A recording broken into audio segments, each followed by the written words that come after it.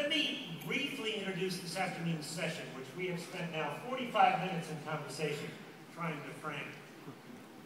I'm a recovering high school English teacher and school principal, having taught in both public and independent schools.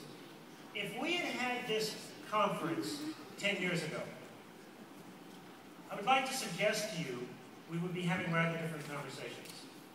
Education, as I've experienced it, both as a student, a teacher, and an administrator, and a researcher, education around the world, as I have seen it in the past, is a highly risk-averse, highly compliance-driven profession.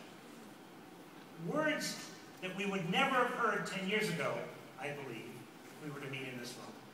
Words that we would not have heard would have included educational entrepreneurship.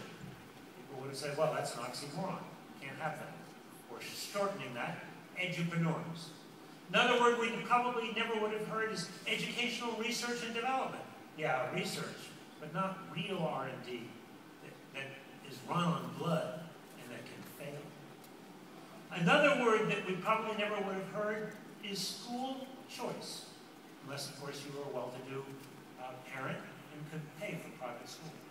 Well, all of those words are increasingly in the vocabulary of the conversation around school transformation around the world today, thanks in large part to some of the people who we have on our extraordinary panel.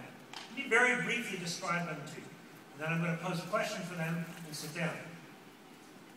To my immediate left, we have Mark Feinberg, who is the co-founder of KIP Schools. KIP standing for Knowledge is Power program.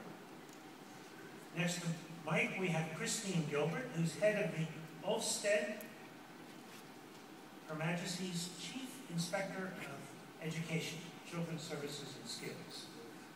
And then we have Kaya Henderson, who's the Deputy Chancellor of the District of Columbia Public Schools.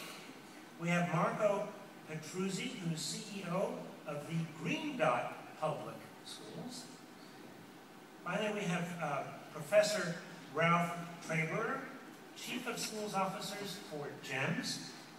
And then we have James Wilcox, who is CEO of the Aspire Public Schools. Extraordinary panel. Wish you could have been backstage with us for this conversation we had, but we're going to bring it forward in public for you right now. So, for the four of you whom I would characterize as kind of edupreneurs, self-described even in a sense, four of you who have chosen to step out of traditional public school systems to run a different kind of school system. Why did you make that choice? And what have you learned? What stands out for you as an important lesson that you've learned from having stepped out of your more bureaucratized system?